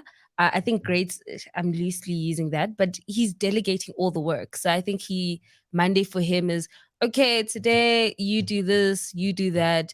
And then you'll come back to me on Friday to tell me how did it go. And then like after that, like I think he's genuinely just chilling with the fam. He better be good at golf, because if he's shit at golf, it's even making it worse. What do you think his handicap is? I think he's horrific at golf. I think he plays like 7 holes and then he quits. Like if you take the serious problems that we're facing in this country, especially electricity, and I hate to come back to this, but this is part of the reason that I'm not in the studio this morning is because I haven't had power for 2 days, and then during the day I get solar, which luckily keeps the lights on, and I can do the show now. But I would be at the power plants every day, like overseeing and at least for 2 weeks. You just never know. He could pitch up at any of the power plants, and they put those guys on high alert. The president could be here. Helicopter in here, helicopter in there. Check on this one, check on that one, and make these guys like really nervous that the president could be coming, and he could fire you at a moment's notice if he sees that you're buggering around. Like that would be for 2 weeks if he just did that intensively. It would immediately make people a little bit more, jumpy. They'd do their job. No, have you seen Cyril? That guy, if he walked in now, I would not even flinch. I wouldn't even. I feel like there's too many people that don't even know that he is president. I feel like there was a time where, there was presidents, and if they walked in, everyone would stand up, and there's almost like this respect to be like, the president just walked in. Cyril, Chief, how you doing? You having a good day? What are you having lunch? I would say you're up early. It's a 9 a.m. He's just jogger another. over here. He's another guy that we all seem to know. You know what I mean? He's just another that's gent great. Well, that we know. if you've got any ideas or if you've actually seen the man and observed him doing something, I'd love to know what he's up to. And then we got to talk about this too. Simphiwe, you said there are some weird flexes that you've seen on the internet. And just explain what a flex is again for people who are, older than 25 who don't know this stuff. And they're like, what are you talking about? So it's basically people who brag on the internet. It's people who want you to see how rich they are or whatever. Like that woman we were talking about with Pumi yesterday who put on R1 million worth of clothes and she parades around in her dressing room. And it turns out like her husband was a crook diamond dealer, stroke Northern Cape Premier a couple of years ago. And she's just basically living off of stolen money. But that's a flex, right? Mm-hmm.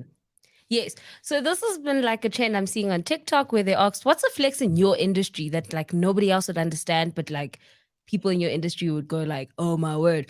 And there's been quite a few from like email signatures and like the platforms that people send emails from, like Superhuman. So if you get like thousands of emails in a day, it's a platform that a lot of engineers use to kind of reply to emails to let them know that, or let other people know that I get tons and tons of emails. So the fact that I'm replying to yours means that, I'm on the ball. And it's just like, what? Wait, sorry, hang on a second. I've glossed over what Superhuman is many times in life, clearly, because this sounds ridiculous. If you are a person who gets thousands of emails, it's like you actually so like your Gmail is Superhuman. Is that what you're saying? No, it's actually like a platform. So think of like Outlook and Gmail. Yeah, there's Superhuman, and it's for like people that get like hundreds and called thousands. Superhuman. Yes. Wow. That's unreal. It's like those pricks, like, I'm just so busy here. Yeah. So it says sent are. from Superhuman to kind of inform you that they get thousands of emails every day. Why don't they just show pictures of their asshole in the signature? Because they're basically saying the same thing. It's called Superhuman. It's like I've heard of this before. I've never actually I've never cared enough to actually ask the question. Like, what the fuck is that? You sending an email from Superhuman? So that's like a big flex for them. The standard is that low, though, right? That is. I mean, just to have the nerve to call something like that Superhuman is just outrageous. Oh, fuck. Yeah. If I ever get an email from someone from Superhuman, I'm going to go, thank you so much for carrying on. Thank you for your service, for being so superhuman. Thank you. Yeah. And you are like an inspiration to the rest of us. Those people you meet on a Monday at like 11 o'clock in the morning for a meeting, and they go, "Oh, I'm so tired." You're like, "But it's Monday." They're like, "Yeah, I've been working at so 11. hard." How can you be so tired? Like, so you have no self-control then, basically, because you're eating shit and you're probably just running yourself into the floor. No, I just work hard. What do you mean? Work hard. No, it's unreal. Are you still doing the cold baths during winter? Part of the reel, Gareth. Part of the reel for how I got here today. Yeah. Oh, so God. Did you do it this morning? Yeah, I did it this morning. So I woke up at 5:30 to do that and some exercise. And Daniela actually joined me this week. She watched me in the bath with this look of absolute confusion and horror. Meanwhile, all she was doing, she was psyching herself up. And then I got out and was like, "Do you want to try it?" She's like, "Yeah, cool, I'll do it." And she did like 5 minutes right off the bat. Wow. Which is very impressive. Yeah. Holy shit. Impressive. And it's getting colder, obviously, and darker. So yeah, it's cool. But it's like that's incredible. I mean, I was complaining about having a cold shower last night because I didn't have any hot water. But you do this voluntarily in a bath, which is way colder, first thing in the morning. Now talk about superhuman. Yeah, let's take that, emails. There's a metal bath that lives outside. Yeah, look, in life, when you realize something isn't going to kill you, you're actually so okay with it. And when you realize that the cold plunge is it's only going to make you better, you get in, you don't fucking moan, you don't tell the world you're superhuman, you just do it. And it's awesome. Like you feel, I'm so much less susceptible to daily bullshit. And also, it's cold and flu season, and we'll see how it goes. When do you feel awesome? Is it when you get out and you like dry yourself off with a towel? Is it when you're in it? Like, when does it feel awesome? Because to me, the whole thing is like an ordeal by the looks of it. Yes, it is. But the awesomeness is different because when you're a bit of a pussy, the awesomeness is being hot and cold and sorry, hot and comfortable and cozy. But when you become a bit more hardcore, a bit more superhuman, the awesomeness starts right off the bat. You touch that cold water, it's like, cool, I'm in. I'm going to kill this. And I'm up to like 12 minutes now. Wow. But it's not ice, it's just very cold because it's outside at 6 a.m. Well, So that whole yeah, go ahead, Sim. No, go So for it. I learned something new yesterday from Dr. Mark, and I think this is something that Ben would love to try if he hasn't already. It's called a dopamine fast. And so for like about a day or two, you literally take away all the things that kind of get you happy. So sugar, phone, you don't talk to anyone, you kind of self-isolate for 2 days straight. And you kind of get into this like pit of pulling yourself towards yourself. And then like 2 days afterwards, they say that rush of like getting back into reality and getting those dopamine hits again kind of resets everything and gets you like back at good standing. So it's something I don't think I'd ever try, but I feel like Ben, that's something up your alley. There's a lot of smarts there, and don't go near my alley. There's a lot of smarts there, but basically what it comes down to is that I think we as humans are massive procrastinators, and we're quite average and quite jaded because we live on this constant feed of dopamine. Yeah. Everything about our life is like this constant trickle of like this little tingle of sensation. So we're also chasing those small dopamine hits every day, and it kind of over the long term makes us a bit boring because absolutely, you have to have these spikes. Small comfort in those day-to-day things, and they become our habits, and we're like, oh well, my life is good because I get a little bit of dopamine here, a little bit there, but it makes you average. It does, and it makes you take no action. So like there's so many things you need to take action about in your life, whether it's going to go talk to that girl in the bar, whether it's getting a promotion or starting a business. You need to have balls at some stage. I know that sounds very masculine, but you do. You need to be able to like propel yourself or something. But if you're constantly on this level where everything's kind of comfy, then you stay comfy, and comfy is not a great look. No one's ever said, I'm trying to find a comfy man. Never heard that, right? It's like, when I grow up, I just want to find someone who's comfy. Simphiwe is looking for exactly that at the wedding. She's hoping for comfy, man. Yeah. George, on the cold plunge, I'm going to go buy a thermometer today. Up to this point, it's just been fucking cold. That's the only temperature that I know. Yeah. But I'm going to get an actual thermometer. Is there an ideal temperature that it should be? Look, I think if you really are serious about this, you should be at like 3 degrees Celsius. If you're really serious about ice bathing. But oh my God. Everything I do, I want to do it sustainable. So I might not be setting, human records here and Wim Hofing, but every single day I can sustain this. So yeah, I mean, it's going to get super cold when the wind gets up around June, July. Like those Joey mornings when you wake up and you hate the fact you're actually a human. I'm going to be superhumaning in the water while that happens. Do you also do the breathing techniques? Yeah, so that's pretty much the reason I do it. It forces people always say you must have a breathing routine. It's like that is so fucking boring. It's worse than going to a biokineticist. Nobody breathes because it's boring. To take a time out and go into my diaphragm and out through my nose, like it's so boring. But when you get in there, the cold water forces you to do it. There was a recent study done, and I'm going to absolutely butcher this, but when you get over the age of like 21 or whatever, your ability to breathe deeply goes away because most people become sedentary. So they don't ever do strenuous exercise. They don't do hard cardio, explosive movements. Right. They're always relatively warm. So they're never too cold because they're comfy. And what happens is that your lungs actually aren't getting used. So there's reaches of your lungs that never have to expand or contract. And then all the blood vessels and whatever, again, don't quote me on this. This is where it gets a bit murky for me. But your lungs are living organisms, right? They need to be used. And if you're going to be breathing shallow, like all day, every day for your whole fat life, your lungs are basically going to almost atrophy on the top reaches of that. So getting into the cold stuff, running your ass off somewhere, you got to breathe so deeply that your entire lung gets used. And like anything that goes stale dies. So if you don't want like shitty lungs as you get older, maybe use them now. Another thing I learned from Dr. Mark, if you don't use it, you lose it. Well, there we go. Sorry, you just articulated my points way better. There we go. There we go. All right. So I mean, apart from the cold, I just even the thought of this is making me freezing cold, and I've got to go and have a cold shower after this because there's just no hot water. So I'll be feeling a tiny bit of what you're going through, and I'm preparing myself mentally to do I it. always find cold showers are harder because like I don't like being sprinkled with water. Like Oh, as a kid, maybe it's because I had older brothers and they were dicks, but you would get in the pool and the pool was cold and they would start splashing. It's like, what the fuck are you Yeah. doing? It's so annoying. And the shower when it's cold is kind of annoying because the temperature's wrong. Whereas a cold plunge is a cold plunge. You get in, you're immersed, you're in. and you have to water's stay in for 5 sprinkling. minutes. Well, you should. I mean, what they say is the ultimate benefit genuinely comes in between 10 to 15 minutes. That's what's been kind of the consistent thing that people talk about. But I would go, Gareth, aim for 30 seconds, whatever you can get the ball rolling with. Okay.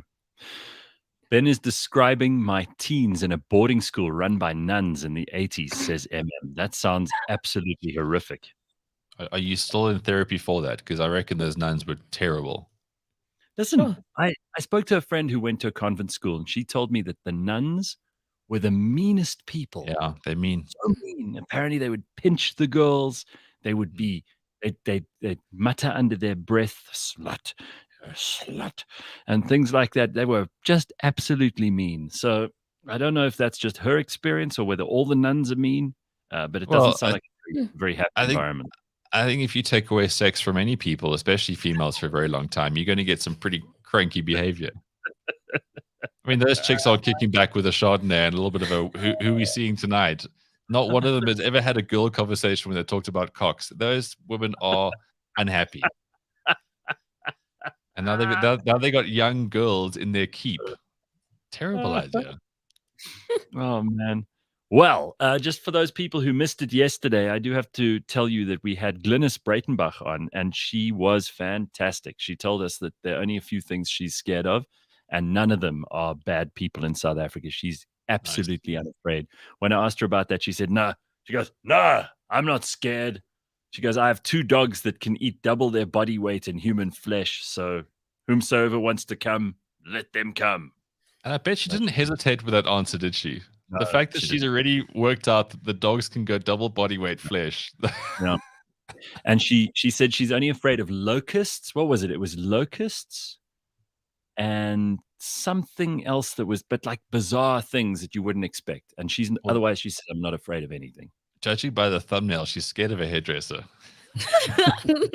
Can I just say that's the first thing I said to Double A. I was like, "Hi, Bo."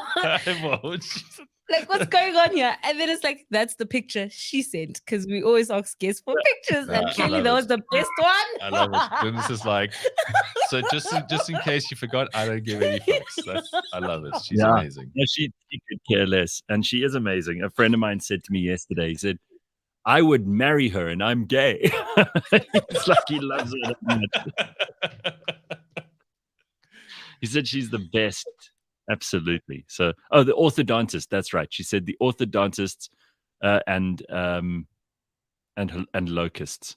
But I mean, there's some people who you just know they're not fucking around. Like, if you broke into her house by mistake, let's say you were just some opportunist criminal and you were like, well, steal a TV or something, and you had the misfortune of choosing Glennis's place rather than someone else's.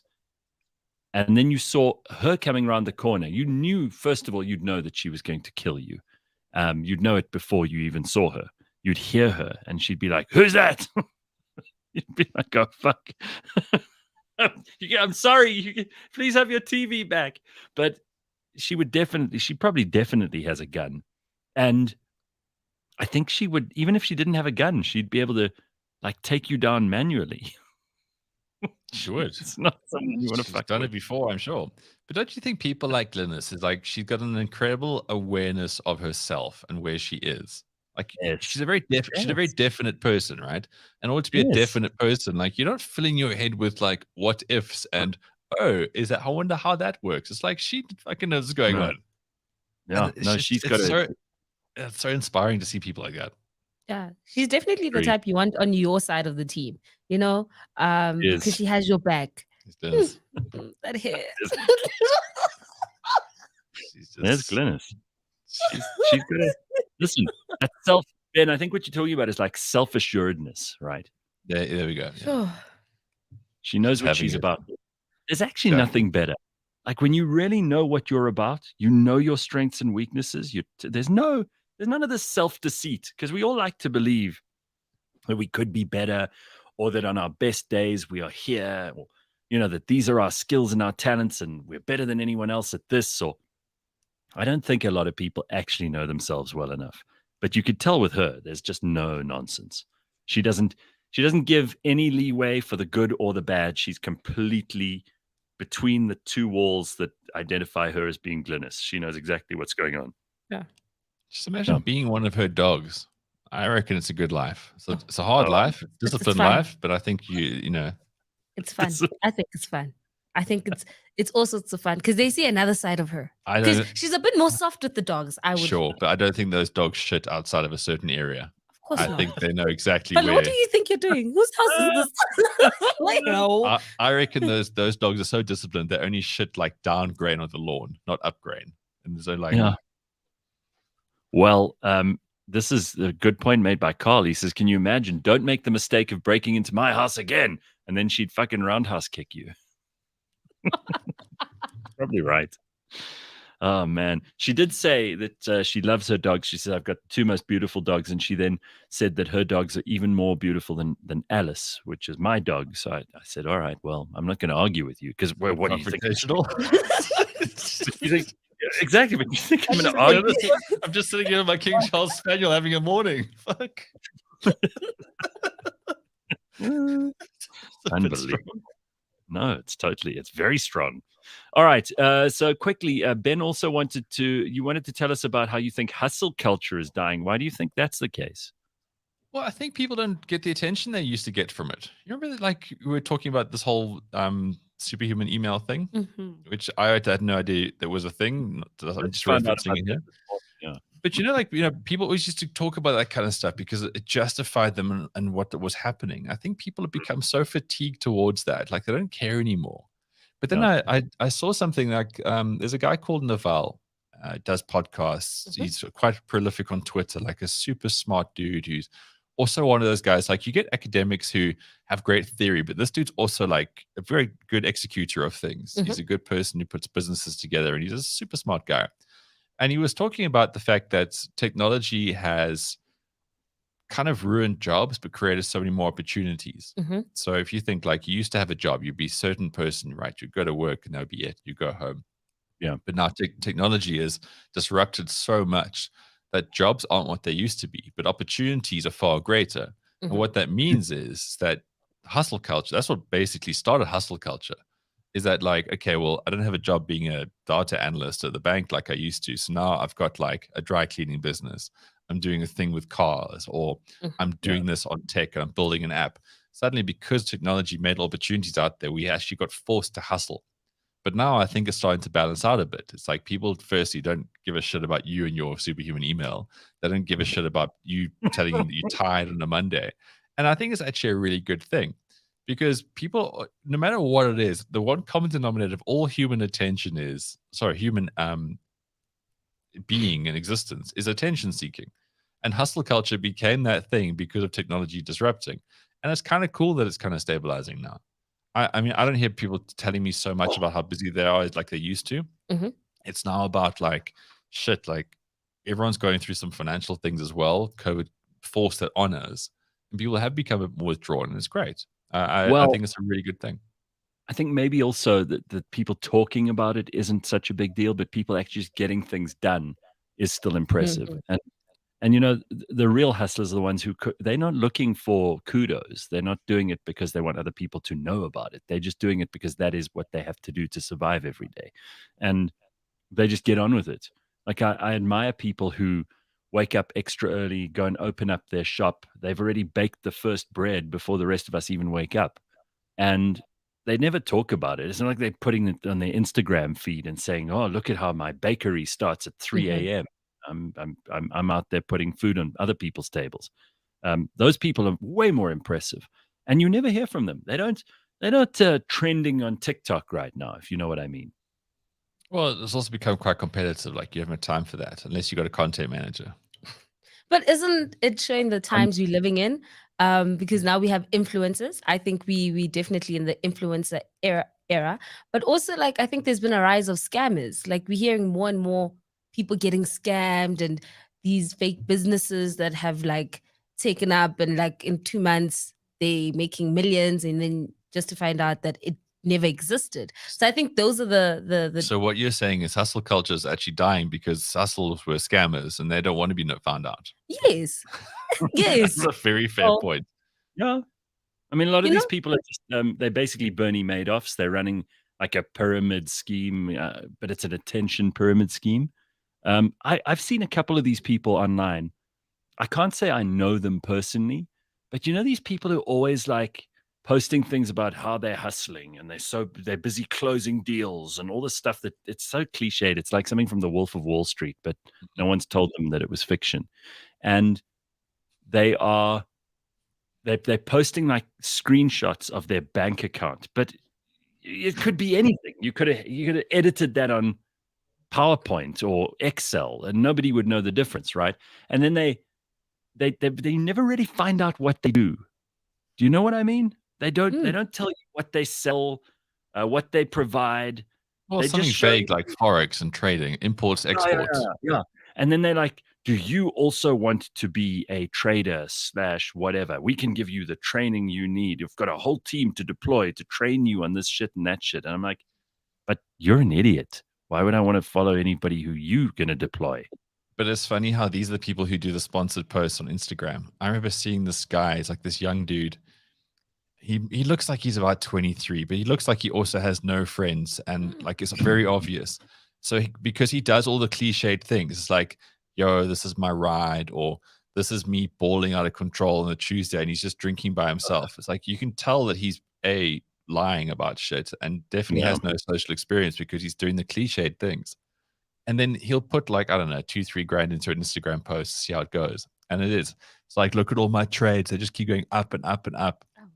It's like, no, they don't. Like, no, they don't. You've got someone else's screen there, like stock footage of all green things. That's not how the markets really work in the last 3 years. Yeah. But if you're taking a picture of a bank account, what are you looking to attract? Because prostitutes, you can just go up to them as long as you've got the defined amount. They don't care how much more money you have, as long as you can transact for that one thing. Because people of substance are going to go, oh, look at you, show your bank accounts. You're so common. Well, I mean, Dumi is saying these folks are moving money for the gold mafia. I tell you, yeah, probably. No, I mean, it's so fake. It's all just such nonsense, and clearly these are not impressive people. Then otherwise they wouldn't be posting this shit the whole time. If they were really impressive people, they would be out there doing things. They wouldn't be on social media. Am I wrong?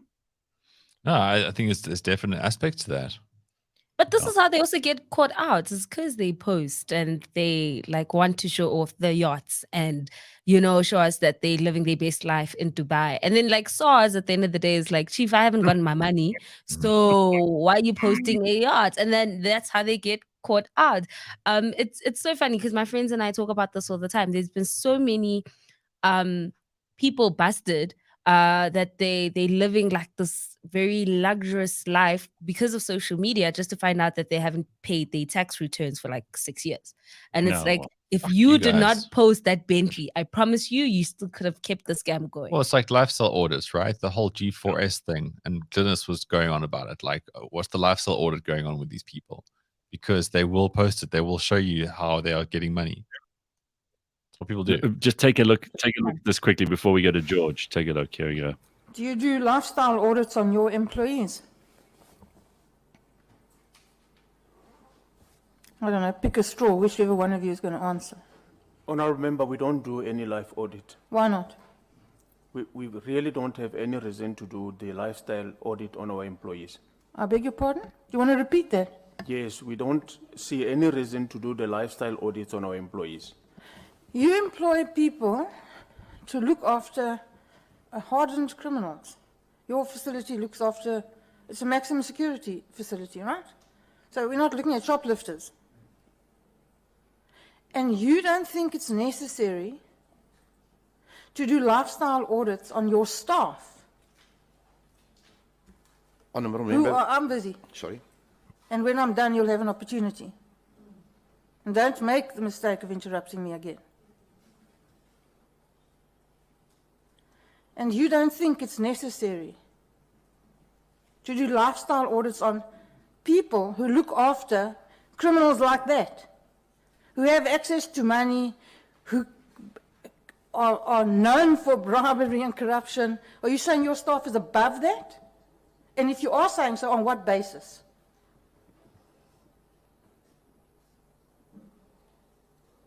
Pick a straw.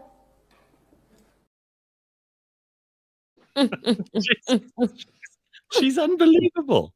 I mean, That is so great. you've got to go. You have to go and listen to the discussion that we had with Glennis yesterday. If you missed it, you really missed out because she hasn't done a lot of interviews, and it was pretty damn interesting. She talked about reforming the judiciary, what she would do if she was Minister of Justice, how she would fix the police, the hawks, the scorpions as they used to be, what she would do to the NPA, for example. And she was very sensible about the whole thing. But doesn't that clip again prove to you just do not mess with Glennis? I would also like to just say to the guy on the far left who was doing the talking pedestrianly, is like, do you know what a lifestyle audit is? Because he's probably going to think, oh, I don't know how these people have fun. I don't know where they live. He probably thinks lifestyle is just how they spend their downtime, not like the means that you get to live above your means, which is what Glennis is getting at. Hey, George. Well, here's George. Look, George is here. Morning, George. How are you? Morning. How are you? Good, man. Good. Awesome. Very good. I'm so keen to get to Ben's stage of putting ice in that bath. At the moment, it's just cold water. You know, so it's you know what I mean. I put in the comments. I find it harder to turn that shower tap to cold than to actually plunge into the water. Yeah, it's actually harder to turn it. It is. Just get in there. It's great. Trust me in this. There's a reason people talk about this. Or just send your emails by a superhuman and you don't have to go through any of that. People are just also true. People just assume it straight away. But that's fucking stupid. What do you got for us, George?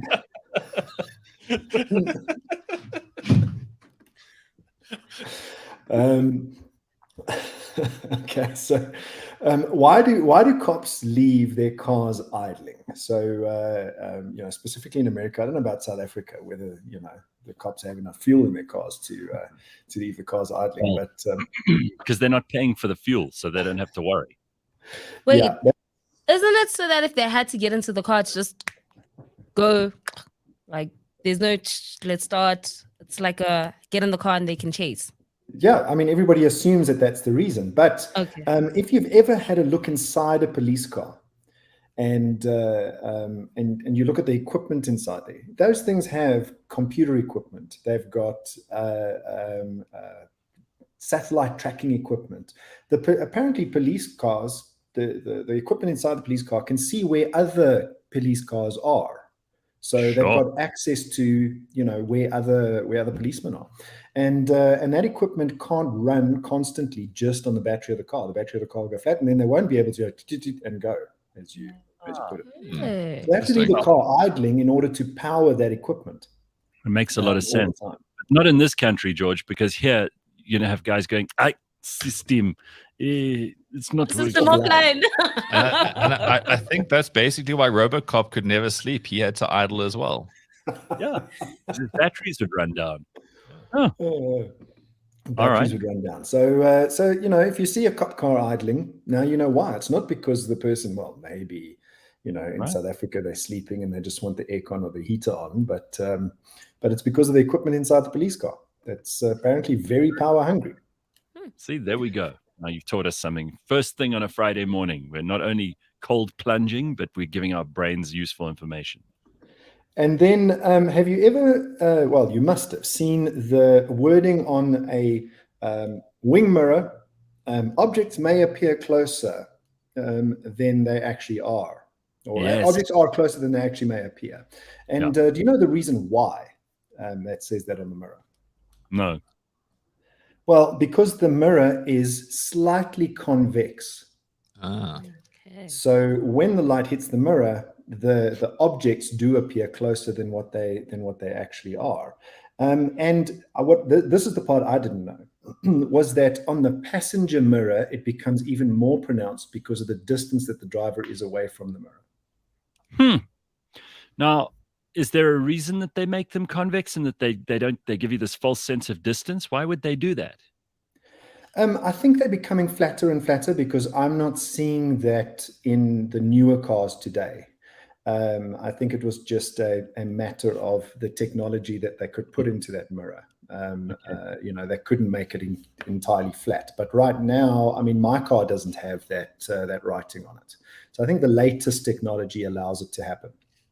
Well, Vanessa says because Meatloaf said so, and there was a song that Meatloaf did in the 80s when objects in the rearview mirror, they appear closer than they are. So that's an actual song. Oh, well, people use this as a meme and a joke as well. All right, Congo Chris said it's to give you the biggest field of vision. That's what it is. Well, yes, that's true, Congo Chris. Biggest field of vision. All right. That makes absolute sense. See, Congo should come and do the show with me. Mm-hmm. And then a YouTube inventor has made a bicycle for shits and giggles that has square wheels. Oh, okay. So you see, you would have fooled me if I hadn't seen this already, because I immediately assumed, oh, this is just some gimmicky, stupid shit. There you can see it, right? Take a look at this. Take a look at this, and I'll play the clip for you. You would think that the guy made the wheel so that it turns. It actually doesn't. It's got a belt around it. Yep. So, yeah. So it's not, it doesn't appear as it actually is, just like the rearview mirror. So very gimmicky, very, very cutesy. I don't think it's easy to ride those things, though, because your friction on those corners has got to be crazy. Yeah, I mean, I would have imagined that the reason, the easier thing is to ride a bicycle like that, because I suppose the squareness doesn't create centrifugal force and maybe helps you stay on those wheels better. So you don't have to rely on balance to stay up. But I think it would be harder to ride. That was an invention we never needed. No. This guy wasted his time. No, I mean, look, my first thought was that's really stupid. But second thought is they would actually be really cool if that guy lived in Amsterdam, because there's many, many bikes. And if that pulled into a coffee shop and Oaks are goofed and they see the square wheels, that would be mind-blowing. Then I'm all for it. Then the guy's got a good sense of humor. And when you come out of the coffee shop and you're goofed, you know which one is yours. Yeah. Exactly. But I bet that guy's in like Calgary or Vancouver or somewhere just trying to be fun. Well, I mean, I watched the whole video. If you go and Google the whole video, the video is about him making these square wheels. So obviously he's a technical guy, and he just goes about making this wheel out of bits of steel and rubber, and it's quite interesting to go and watch. But George, does he get to free wheel? Does the belt just free wheel on downhills? The tip doesn't go that far, but that's a good question. He's pedaling everywhere. I think he's pedaling everywhere, which is dumb. Stupid. I'm telling you, this guy should deploy his genius in some other way. And then very lastly, Gareth, this is, you thought you had dumb people in Florida. I don't know about Vereniging. I don't know if you heard about this story, but this father going for the wedding. Are you going for anything for the wedding? No. She's be done Vita on tomorrow night. No. George, no. At this point, no. No, of course not. Never. Of course not. Especially when you don't know what I'm about to say.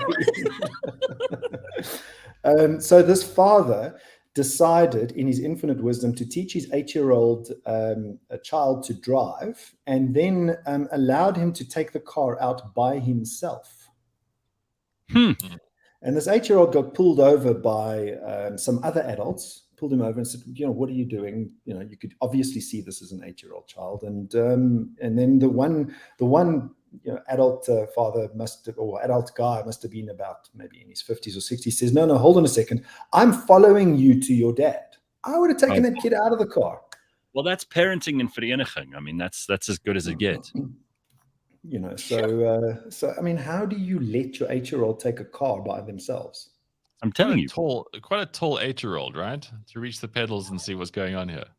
Exactly. Or did Commodities they you can like see at adjust work. it so that there's something by the pedals? It was the cigarettes and booze that really pissed off the residents for Renneking, and they found him. All righty. Well, I'm afraid that's all we got time for, everybody. We're going to have to wrap it up for this morning. I'm going to go and have a cold shower. Ben's going to go and put out his reel so that we can all see how he gets ready in the morning. Simphiwe is off to a wedding. And George, have a good weekend. We'll see you later. Cheers, everybody. All right, buddy. Bye-bye.